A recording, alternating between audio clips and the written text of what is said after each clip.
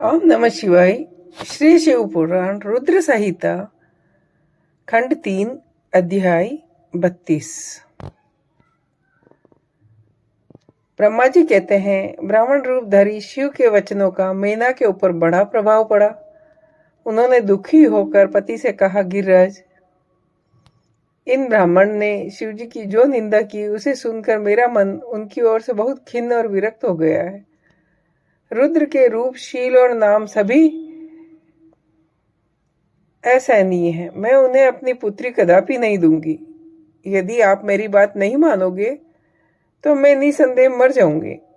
अभी इस घर को छोड़ दूंगी, परंतु अपनी बेटी को रुद्र के गले नहीं मंडूंगी।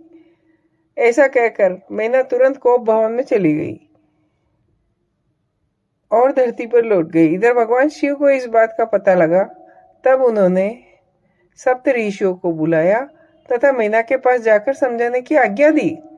शिव जी का आदेश प्राप्त कर भगवान शिव को नमस्कार कर वे दिव्य ऋषि आकाश मार्ग से उस स्थान को चल दिए जहां हिमवान की नगरी थी। उस दिव्यपुरी को देखकर सप्त ऋषियों को बड़ा विस्मय हुआ। वे हिमाचलपुरी की परस्पर प्रशंसा करते हुए सब ऐश्वर्य से भरे पूरे हिमवान के घर जा पहुंचे। उन तेजस्वी ऋषियों को दूर से आते देख हिमवान को विस्मय हुआ। वे बोले, ये 7 सूर्यतुल्य तेजस्वी मुनि मेरे पास आ रहे हैं।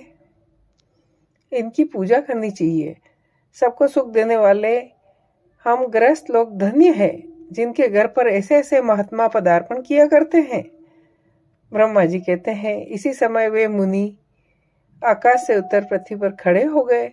उन्हें सामने देख हिमवान बड़े आदर के साथ हाथ जोड़ मस्तक झुकाकर प्रणाम करने के पश्चात बड़े सम्मान के साथ उन सब की पूजा की तथा उन्हें आगे करके कहा, मेरा गृहस्थाश्रम आज धन्य हो गया।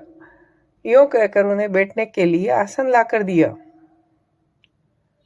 जब वे आसनों पर बैठ गए तब उनकी आज्ञा लेकर हिमवान भी बैठे और वहां ज्योतिर्मयीषियों से इस प्रकार बोले, आज मैं धन्य हूं, कृत्य हूं, मेरा जीवन सफल हो गया।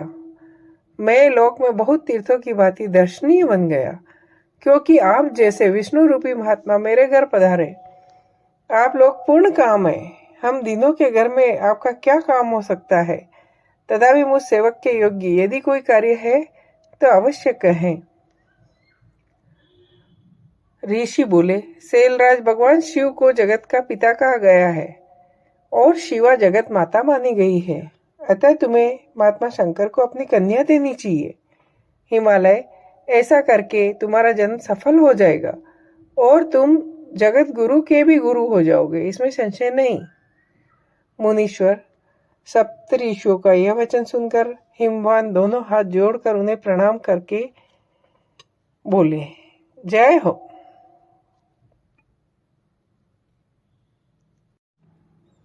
ओम नमः शिवाय।